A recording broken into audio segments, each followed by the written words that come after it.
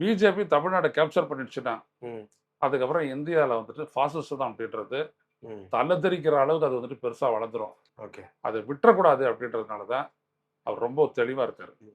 So இந்திய அளவில் இன்னைக்கு இந்தியா கூட்டணி அப்படின்ற உருவாக வித்திட்டதே வந்துட்டு திருமாவளவன் ராகுல் காந்தி சந்திப்பு தான் ஒரு காலகட்டத்தில் ம். கூட ரவிக்குமார் இருந்தார். அதெல்லாம் நம்ம நான் பார்த்துட்டு வரக்கூடிய ஆள், அப்படியேப்பட்ட ஆள் திருமாவளவன். எனவே அந்த இடத்துல தான் அவர் ரொம்ப ஸ்ட்ராங்காக இருக்காரு. ஓகே. திருமாவை பொறுத்த வரைக்கும் என்ன ஆட்டுக்கணும்னா anti BJP, anti fascism, anti corporate, அது Okay. மூணுத்துல அவர் ஸ்ட்ராங்காக இருக்காரு. ஓகே. விட்டு தர மாட்டார். ஓகே. நீங்க திமுக கூட்டணியில் இருக்காரு. ம். ஆனா சாம்சங் போராட்டத்தில் யார் பக்கம் நின்னாரு? தொழிலாளர் பக்கம் தான். இதுதான் திருமாவளவன், இதுதான் விடுதலை சிறுத்தைகள்.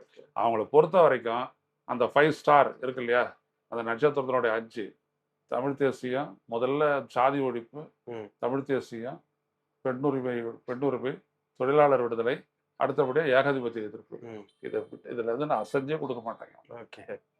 இனி வீட்லயே பானிபூரி செய்யலாம் எல்லாரும். ஆச்சி பானிபூரி கிட்